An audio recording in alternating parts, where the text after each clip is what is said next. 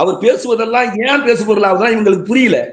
ஏங்க இந்த நாட்டுல இத்தனை தலைவர்கள் இருக்கும்போது சீமான் பேசும்போது ஏங்க பேசுபொருளா மாறிட்டே இருக்கு? ஏனென்றால் நீண்ட காலமாக ஒடுக்கப்பட்ட தமிழ் சமூகத்தின் பெருவெடிப்பு, அது பெருங்குரல். அது அந்த சத்தம் அப்படித்தான் இருக்கும். அது பெரிய பாதிப்பை ஏற்படுத்தும். ஏன்னா மனித குலத்துல அப்படித்தான் தலைவர்கள் உற்பத்தி ஆவாங்க.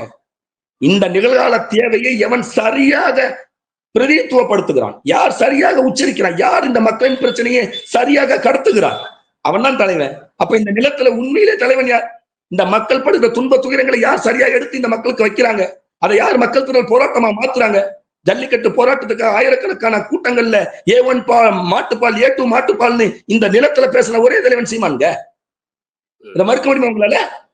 அப்போ இந்த நிலத்துல மக்கள் படுற எல்லா துன்பங்களுக்கும் முதல் குரலாக சீமானின் குரல் இருக்கிறதுனால அது இந்த தமிழ் சமூகத்தின் ஆன்மாவையை உழுக்குவதால அது பேசுபொருளா மாறுது.